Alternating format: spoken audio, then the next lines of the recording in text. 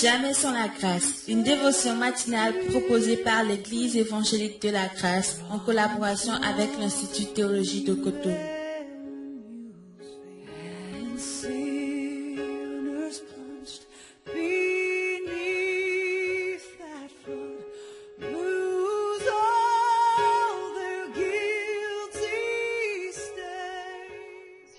Chers internautes, une nouvelle journée, encore une nouvelle provision. Bienvenue dans votre dévotion ce matin. Que le Seigneur nous bénisse vraiment parce qu'il a encore un plan pour notre vie. Il veut nous donner à espérer ce matin. Et ce matin, nous lisons le verset 5 et le verset 6 de 1 Roi chapitre 19 où il est écrit. Parlant d'Élie, il se coucha et s'endormit sous un genêt. Et voici un ange le toucha et lui dit, « Lève-toi, mange. » Il regarda et il y avait à son chevet un gâteau cuit sur des pierres chauffées et une cruche d'eau. Il mangea et but, puis se recoucha. Amen. Le Seigneur bénisse vraiment cette pensée ce matin. Vous savez, les forts ne sont toujours pas forts. Et on dit souvent que ceux qui échouent ne sont pas toujours les faibles. Ça veut dire quoi? Ça veut dire que d'une manière ou d'une autre, d'un jour à un autre, tous, nous pouvons et nous connaissons des moments difficiles, n'est-ce pas? Mais la grande question, c'est dans ces difficultés-là, dans ces moments ténébreux de nos vies, qu'est-ce que nous faisons? Qu'est-ce que nous faisons? Qu'est-ce qui nous nourrit? De quoi nous nous entretenons? Et vous savez, Jérémie, dans ces moments difficiles, comme tout ce passage qu'on connaît vraiment, dans Lamentation de Jérémie, le verset 19 et 23, qu'est-ce que Jérémie fait? Dans ces moments de difficulté, il est écrit que quand je pense à ma détresse et à ma misère, à l'absinthe et au poison, quand mon âme s'en souvient, elle est abattue au-dedans de moi. Mais voici ce que je veux repasser en mon cœur, ce qui me donnera de l'espérance. Les bontés de l'Éternel ne sont pas épuisées, ses compassions ne sont pas à leur terme, elles se renouvellent chaque matin. Oh, que ta fidélité est grande. Amen. C'est des paroles pleines d'espoir. Mais je repose la question encore une seconde fois.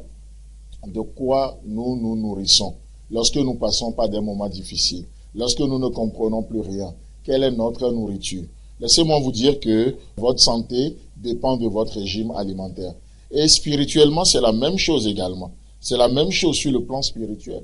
Lorsque nous revenons à notre passage de 1 Roi chapitre 19, il nous est dit que lorsque le prophète Élie passe par ces moments difficiles, qu'est-ce qui se passe? Et l'ange l'avait réveillé et il lui avait donné un gâteau particulier.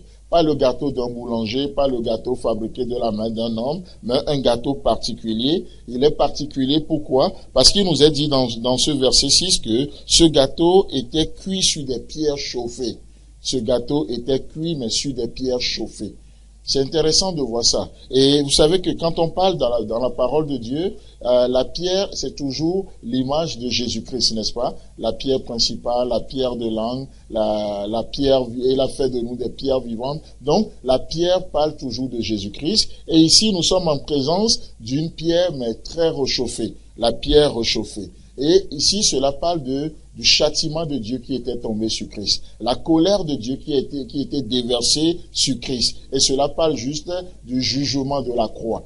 Christ a pris nos péchés à la croix. La colère de Dieu s'est déversée sur lui, à tel point que le Père a détourné son regard du Fils. Ça, c'est l'heure le plus crucial de la vie du Fils. Et qu'est-ce qui va se passer? De ce moment difficile de la croix va découler une provision pour nous.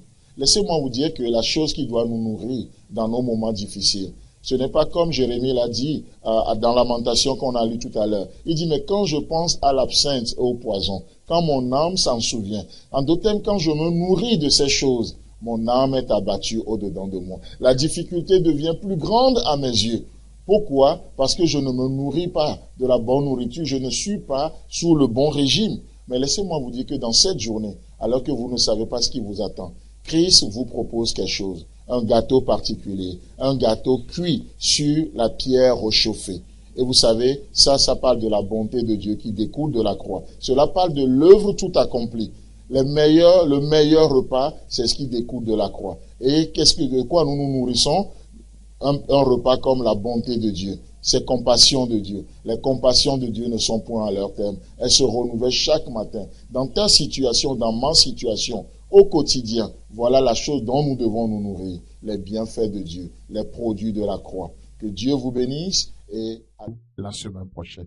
C'est tout le temps que nous avons. Si vous avez aimé cette dévotion, parlez-en à vos amis. Parlez-leur du message de la grâce et de ce qu'il fait en vous. Pour un sujet de prière, une question ou plus d'informations, contactez-nous. Téléphone 64 88 35 87 ou 96 42 69 05 ou par WhatsApp au 94 75 80 20.